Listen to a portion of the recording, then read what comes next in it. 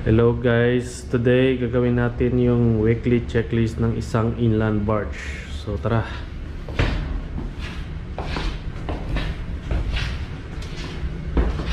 So andito yung generator number 1. Number of hours, running hours niya 9478. Tapos punta tayo sa generator number 2. Number of hours niya 9683. At ito naman yung ating generator number 3. Number of hours niya 41765. So ayan po yung ating generator number 1. Yung generator na number 2 natin nasa baba. Tsaka ito naman yung maliit, yung generator number 3. Ito yung coolant ng generator number 1. For the meantime, parang okay naman yung level. Chine-check din natin yan. Ito generator number 2. Ito rin yung coolant niya. Nasa tamang level pa naman.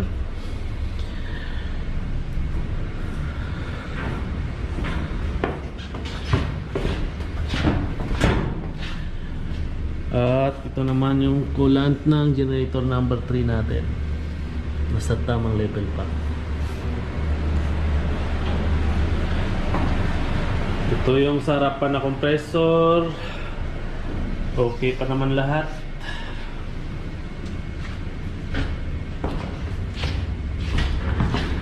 Titingnan din natin yung reading ng bow thruster.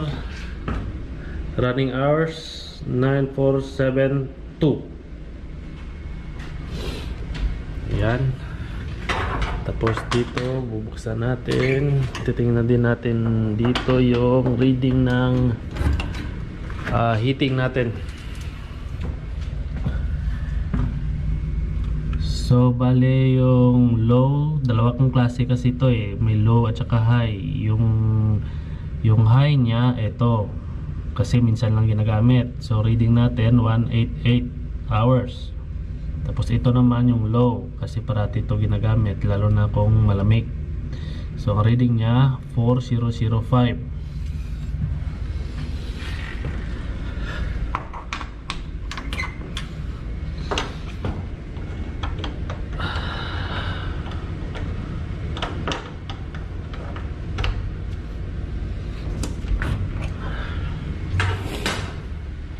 So ito yung bow thruster natin. Yan.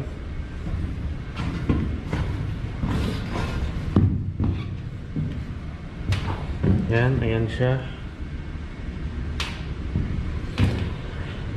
Tapos check din natin yung bunker sa harapan. Yung sa gasolina. So ayan na yung gauge, around 5,000 cubic.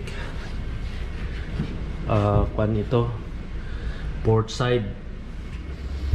Tapos sa kaliwa. Tapos punta na naman tayo dito sa kanan.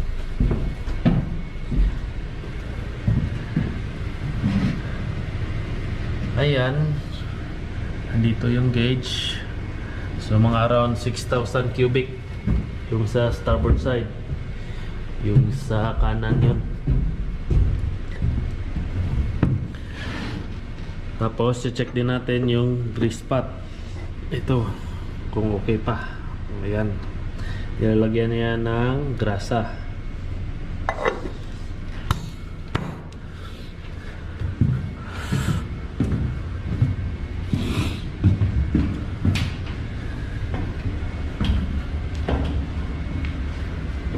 So yan lang naman lahat sa proa. Ngayon pupunta na naman tayo sa likod.